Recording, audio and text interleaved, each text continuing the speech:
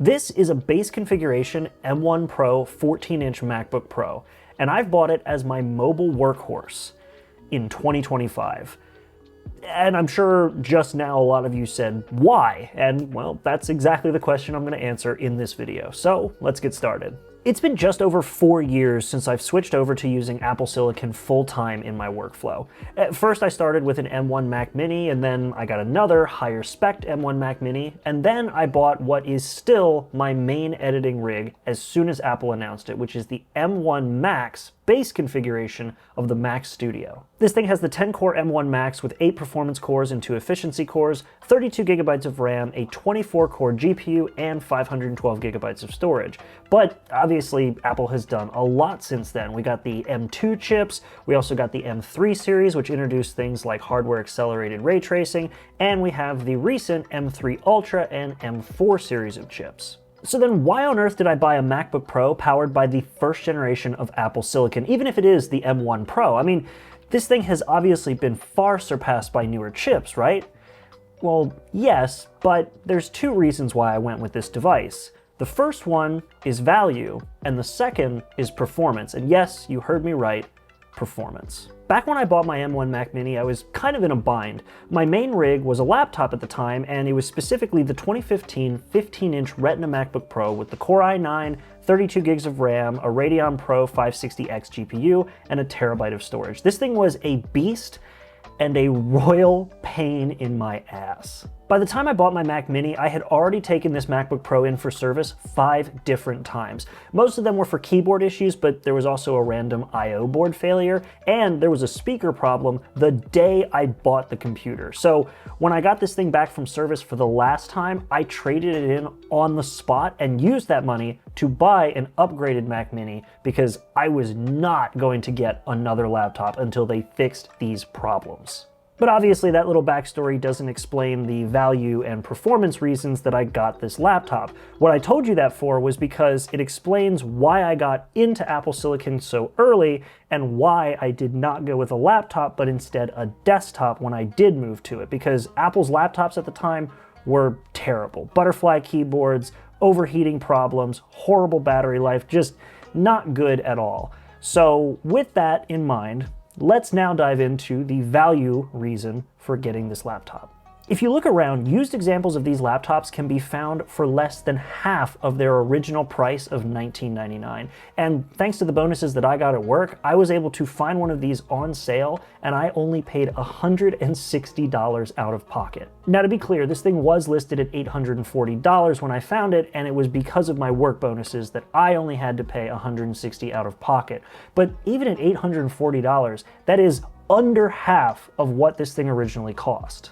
And like even at that price, this is still a fantastic value. And to kind of help you understand why, I'm gonna focus on non-performance things first, and then we'll change over to performance later. So right out of the gate, look at the chassis. Yes, it is used, and it clearly has some scuffs from a previous life, but I mean, that's kind of the gamble you take when you buy one of these used. But the hinge is still solid, none of the cosmetic issues affect any of the function, and yeah, even if the most frequently used ports are a little worn out, they still function perfectly. And if the scratches really do bother you, you can get something like what I did. I just put a D-brand skin on it. They're not a sponsor, but I really like these skins on my products, so there's options. When it comes to the battery, this one has 300 cycles on it already. Not great, but also not terrible. This thing will still last me multiple days if I'm not video editing, and when I'm doing anything intensive, it still holds up surprisingly well. But if it does become an issue in the future, this does still have Apple Care Plus on it, so I could have Apple replace the battery, and I think at some point I probably will, especially with all the traveling I'm planning on doing soon. As for the speakers, holy crap, like I know every YouTuber who reviewed these when they first came out were just fawning over the speakers, but after having listened to them myself, I get it, especially considering that my previous daily driver was an iPad Pro, and let's not even talk about my MacBook Air or my iPhone.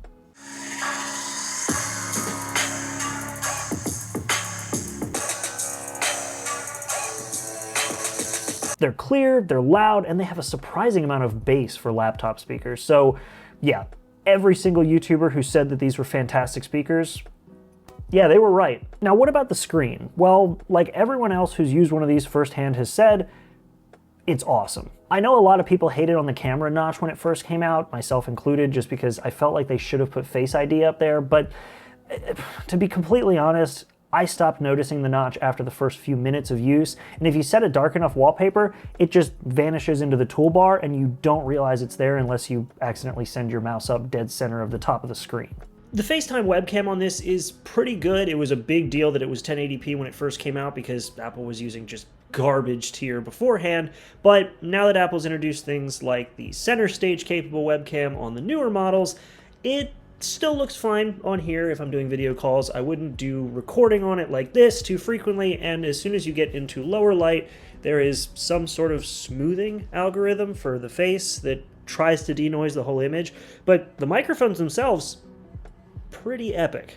But what you will notice is the 120 Hz refresh rate of this display. Of course, it's Apple's ProMotion branding, but it's a nice touch and it really makes navigating macOS feel extremely fluid.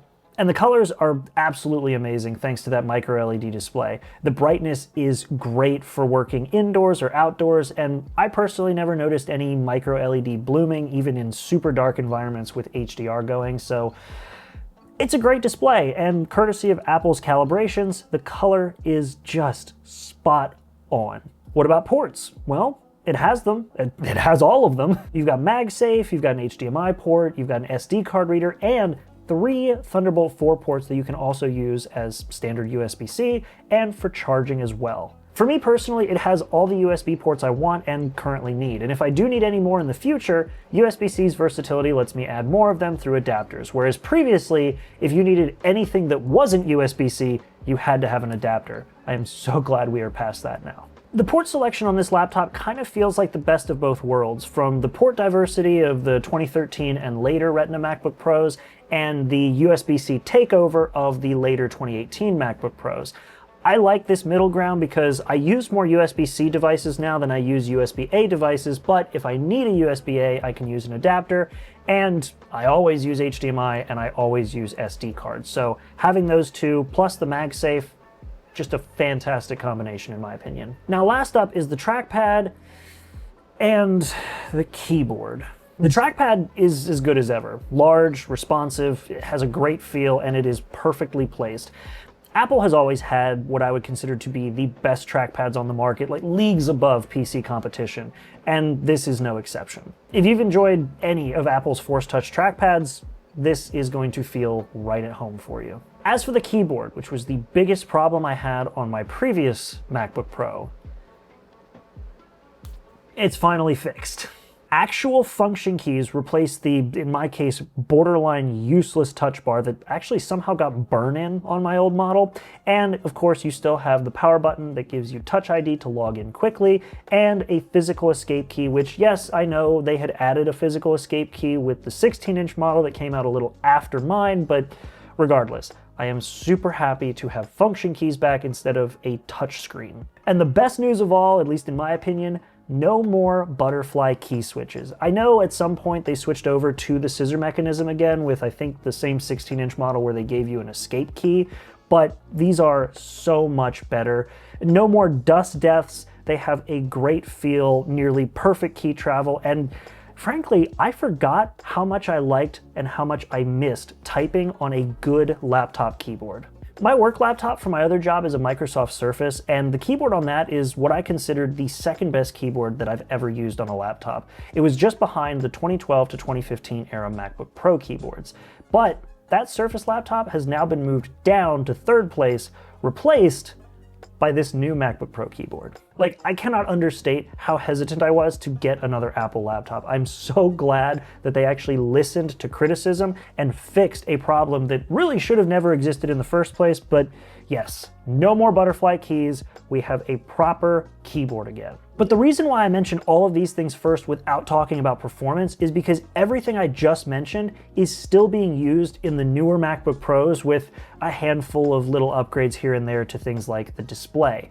But that means that you can get a $2,000 laptop experience for way less if you're willing to go used, and honestly, the biggest reason for that is depreciation. What hasn't depreciated, though, is the performance of this laptop. Looking back again at my old MacBook Pro, that Intel Core i9 chip was impressive for a laptop, but I never got a chance to fully utilize it because it was just so damn hot. The instant I did almost anything, it felt like, the fans would just start ramping up. I mean, this thing, the fans don't even come on unless you're really hammering on it. It's kind of wild.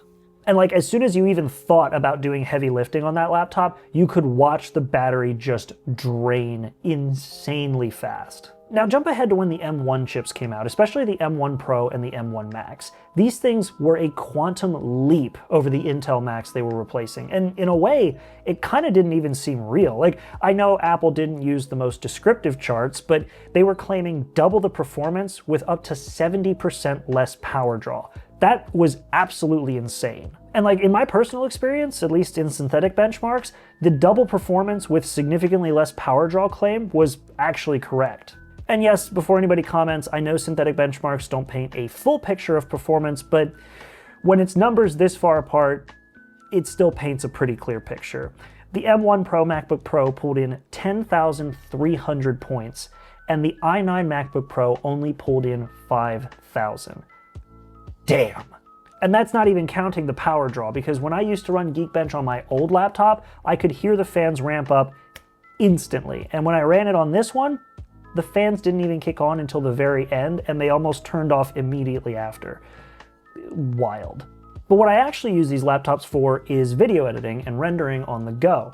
And when I would edit and render videos on the MacBook Pro with the Core i9, I could barely get through an edit before it needed to be plugged in, not counting rendering. This M1 MacBook Pro allowed me to fully edit and export a video, and it only went through 43% of the battery. Now that is a considerable amount of battery life, but that's an entire video, fully edited and rendered, and I had enough battery left to upload it and then listen to some music and type some documents or reply to emails. That is significant. Oh yeah, and speaking of rendering, the video project I use now to test out render times is actually longer than the one that I used to use when I had the old MacBook Pro. It's a 17-minute video, it's 4K at 100 megabits per second, it's got some color grading and a few effects on it, and this thing cranked it out in 9 minutes and 26 seconds.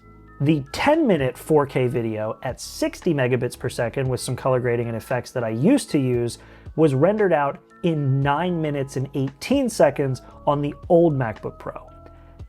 That's incredible, especially considering that you really wouldn't want to do a render like that on battery, but on this you can edit the entire project and then export it still on battery.